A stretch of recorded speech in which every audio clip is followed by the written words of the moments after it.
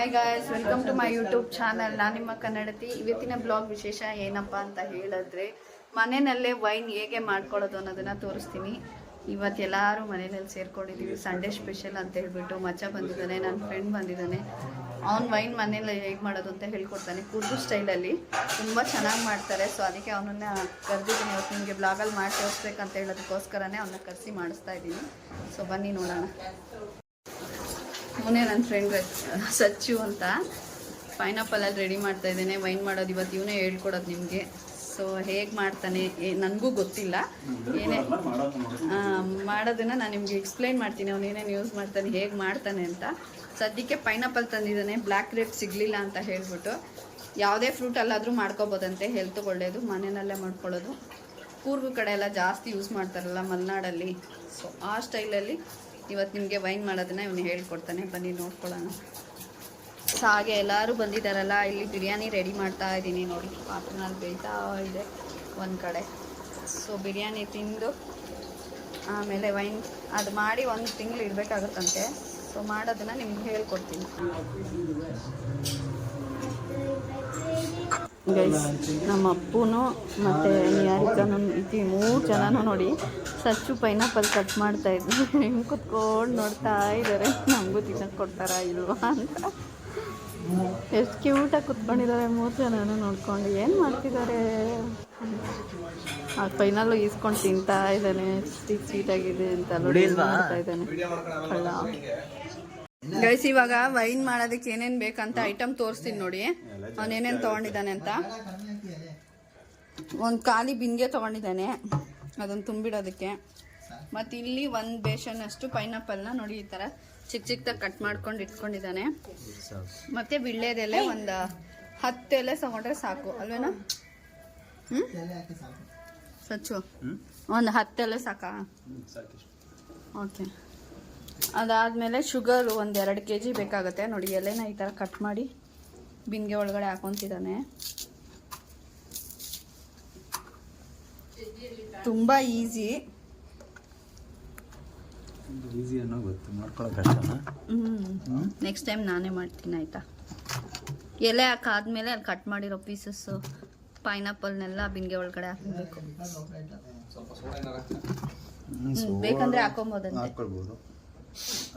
ಬೇಗ ಇದಾಗುತ್ತೆ ಸೋಡಾ ಹಾಕಿದ್ರೆ ಬೇಗ ಏನಾಗುತ್ತೆ, ರೆಡಿ ಆಗುತ್ತೆ ಅಂತ ಬೆಳೆಯೋದು ಅಂತಾರೆ. ಈ ಸೋಡಾ ಪುಡಿ ಹಾಕಿ ದೋಸೆಗೆಲ್ಲ ಇದಾಗ್ತಾರಲ್ಲ, ಉಬ್ಬೋದು, ಉಳಿ ಬರುತ್ತೆ. ಅದು ಬೇಗ ಸೋಡಾ ಹಾಕಿದ್ರೆ ಬೇಗ ಆಗುತ್ತೆ. ಇಲ್ಲಾಂದ್ರೆ ಇದನ್ನ 1 ರಿಂದ 1.5 ತಿಂಗಳು ಈ ಬಿಂದಿಗೆನಲ್ಲಿ ಮುಚ್ಚಿಡ್ಬೇಕಾಗತ್ತೆ.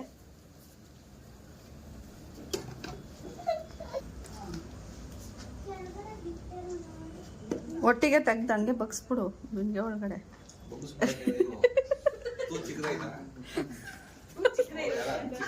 ನೀನ್ ಹೆಲ್ಪ್ ಮಾಡೋ. ಅವನು ಒಬ್ನೇ ತುಂಬ್ತಾವನೆ, ನೀನೇನ್ ಮಾಡ್ತಿದ್ಯಾ ಕುತ್ಕೊಂಡು?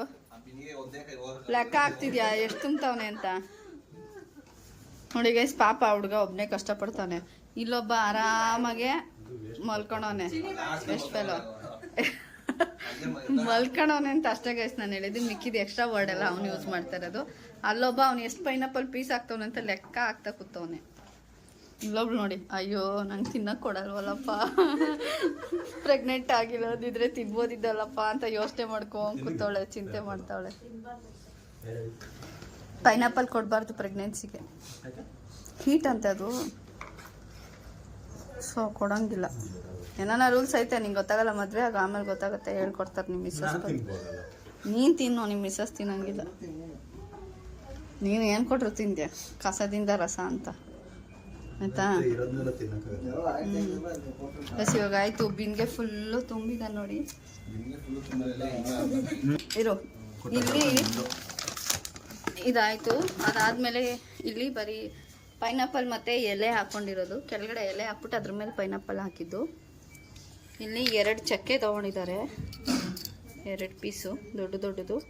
ಅದಾದಮೇಲೆ ಒಂದು 7 ರಿಂದ 8 ಏಲಕ್ಕಿ ಕಾಯಿ, ಒಂದು 10-12 ಲವಂಗ ತೊಗೊಂಡಿದ್ದಾರೆ. ಇದು ಫ್ಲೇವರ್ಗಂತ ಹಾಕೋದಂತೆ, ಅದು ಚೆನ್ನಾಗಿ ಘಮ ಬರಲಿ ಅಂತ ಹೇಳ್ಬಿಟ್ಟು ನೋಡಿ ಇದಿಷ್ಟು ತೊಗೊಂಡಿದ್ದಾರೆ. ಮತ್ತು ಶುಗರ್ ಎಷ್ಟು ಹಾಕೋಬೇಕಾಗತ್ತೆ? ಒಂದೆರಡು ಕೆ ಜಿ ರುಚಿಗೆ ತಕ್ಕಷ್ಟು ಒಂದೆರಡು ಕೆ ಜಿ ಅಷ್ಟು ಶುಗರ್ನ ಈ ಪೈನಾಪಲ್ ಮೇಲೆ ಹಾಕೊಬೇಕು. ಸ್ವಲ್ಪ ಉಪ್ಪು, ರುಚಿಗೆ ತಕ್ಕಷ್ಟು. ನೋಡಿ ಒಂದೆರಡು ಕೆ ಜಿ ಅಷ್ಟು ಸಕ್ಕರೆ ಹಾಕೊಂಡಿದ್ದಾಯ್ತು. ಪರವಾಗಿಲ್ಲ ಹಾಕಿ ಚೆನ್ನಾಗಿ ಬರ್ತದೆ. ಇವನ್ ಮಾತು ಮಾತ್ರ ಎಲ್ಲ ಡಿಲೀಟ್ ಮಾಡಿ, ಅವ್ನ ಮಾತು ಕೇಳಿಸ್ಕೊಂಡು ಹಾಕ್ಬೇಡಿ. ನಾನು ಇಲ್ಲಿ ವಿಡಿಯೋದಲ್ಲಿ ಏನು ತೋರಿಸ್ತಿದ್ದೀನಿ ಅದನ್ನ ಮಾತ್ರ ಹಾಕೊಳ್ಳಿ. ಕನ್ಫ್ಯೂಸ್ ಮಾಡ್ತಾವನೆ ನಿಮ್ಮನ್ನೆಲ್ಲ ಹುಡಿಕೊಂಬಂದು ಹೊಡೀರಿ ಹೇಳ್ತೀನಿ ನನಗೆ. ಇವಾಗ ತೆಗ್ದಿಟ್ಕೊಂಡಿರೋಂಥ ಚಕ್ಕೆ ಲವಂಗ ಅದ್ರೊಳಗಡೆ ಹಾಕೋಬೇಕು. ಏಲಕ್ಕಿನ ಚೆಚ್ಬಿಟ್ಟು ಹಾಕೋಬೇಕು. ಸಾನ ನೋಡಿ ಯಾಲಕ್ಕಿನ ಹೆಂಗ್ ಕುಟ್ತಾವಳೆ ಅಂತ. ಏಲಕ್ಕಿ ಅಲ್ಲ ಅದು, ಯಾಲಕ್ಕಿ. ಯಾಲಕ್ಕಿ ಅಂತ ಹೇಳ್ಬೇಕು. ಆಮೇಲೆ ನಿನ್ನಂತವ್ರು ಏಲಕ್ಕಿ ಅಂದ್ಬಿಟ್ಟು ಆಮೇಲೆ ತಿನ್ನೋ ವಸ್ತು ತಗೋಗಿ ಏನೇನೋ ಹಾಕೊಂಡ್ಬಿಟ್ಟಾರ. ನಾವು ಹಂಗೆ ಹೇಳೋದು, ಯಾಲಕ್ಕಿ ಅಂತ ಹೇಳ್ಬೇಕು.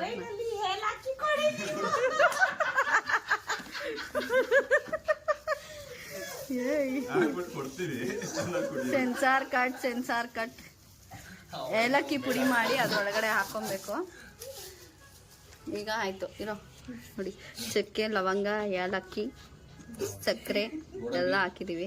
ಈಗ ಇಲ್ಲಿ 1 ಟಬ್ಬು ನೀರು ತಗೊಂಡಿದೀವಿ, ಅದನ್ನ ಇದ್ರೊಳಗಡೆ ಉಯ್ಕೋಬೇಕು.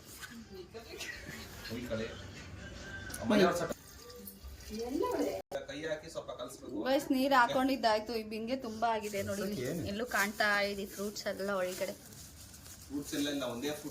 ಒಂದೇ ಫ್ರೂಟ್ ಕಟ್ ಪೀಸಸ್ ಫ್ರೂಟ್ಸ್ ಅಂದ್ರೆ ಈಗ ಅದನ್ನ ಹಿಂಗೆ ಕಟ್ಬಿಡ್ಬೇಕು. ಮಿಕ್ಸ್ ಮಾಡಂಗಿಲ್ವಾ?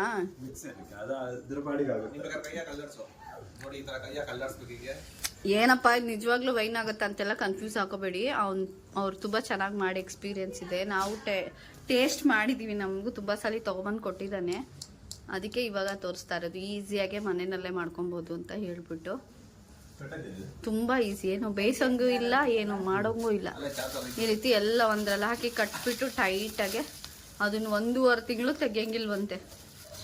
ಆಮೇಲೆ ಅದೇ ವೈನ್ ಆಗ್ಬಿಟ್ಟಿರುತ್ತೆ. ಅವಾಗ ಎಷ್ಟು ಎತ್ಕೊಂಡು ಡೈರೆಕ್ಟಾಗಿ ಕುಡಿಯೋದಷ್ಟೇ. ಆ ಹಣ್ಣೆಲ್ಲ ಅದೇ ಫುಲ್ ಮೆಲ್ಟ್ ಆಗ್ಬಿಟ್ಟಿರುತ್ತೆ ಅದ್ರೊಳಗಡೆನೆ.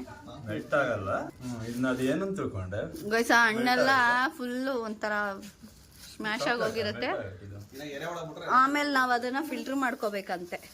ಫಿಲ್ಟರ್ ಮಾಡಿ ಒಂದು ಬಾಟಲ್ಗೆ ಹಾಕೊಂಡು ಇಟ್ಕೊಂಡು ಯಾವಾಗ ಬೇಕೋ ಅವಾಗ ಕುಡಿಬೋದು.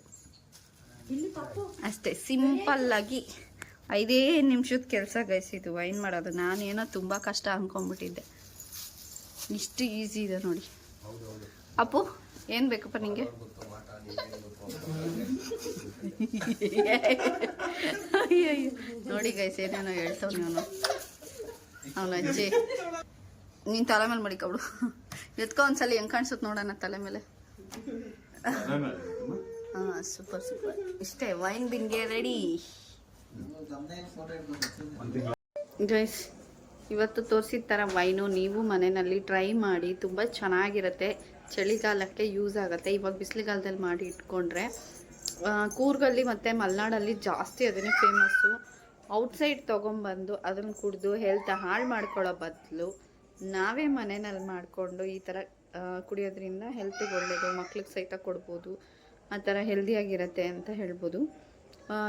ಅದು ಮಾಡಿದ ರೀತಿ ನೋಡಿದ್ರೆ ನಿಮಗೆ ತುಂಬ ಸಿಂಪಲ್ಲು, ರಿಯಲಾಗಿ ವೈನ್ ಥರ ಆಗುತ್ತಾ ಇಲ್ವಾ ಅಂತ ಒಂದು ಡೌಟ್ ನಿಮಗೆ ಬರುತ್ತೆ. ಬಟ್ 100% ಟ್ರೂಲಿ ವೈನ್ ಅದು. ಅವರು ಇದೇ ಥರನೇ ಅವ್ರ ಇದರಲ್ಲಿ ಮಾಡ್ಕೊಂಡು ಕುಡಿಯೋದು ಮಲೆನಾಡು ಸೈಡು. ಸೊ ನಾನು ಅದಕ್ಕೇ ನಾನು ಮಾಡಲಿಲ್ಲ, ಅವ್ರ ಕೈಯಲ್ಲೇ ಮಾಡಿಸಿ ನಿಮಗೆ ಬ್ಲಾಗಲ್ಲಿ ತೋರಿಸ್ತಾ ಇರೋದು. ಟ್ರೈ ಮಾಡಿ ಹೇಗಿದೆ ಅನ್ನೋದನ್ನು ನೀವು ಅದನ್ನು ಯೂಸ್ ಮಾಡಿದ ಮೇಲೆ ನನಗೆ ಕಮೆಂಟ್ಸ್ ಮಾಡಿ. ಇದೇ ಥರ ಇನ್ನೂ ಏನಾದರೂ ಡಿಫ್ರೆಂಟಾಗಿ ತೊಗೊಂಬರೋದಕ್ಕೆ ಪ್ರಯತ್ನ ಪಡ್ತಾಯಿದ್ದೀನಿ. ಈ ನಿಮ್ಮ ಕನ್ನಡತಿಗೆ ಸಬ್ಸ್ಕ್ರೈಬ್ ಮಾಡೋದನ್ನು ಮರಿಬೇಡಿ. ದಯವಿಟ್ಟು ಸಬ್ಸ್ಕ್ರೈಬ್ ಮಾಡಿ, ಶೇರ್ ಮಾಡಿ, ಹಾಗೆ ಬೆಲ್ಲೈಕನ್ ಕೂಡ ಒತ್ತಿ ಅಂತ ಹೇಳ್ತಾ ಲವ್ ಯು ಆಲ್. ಬಾಯ್.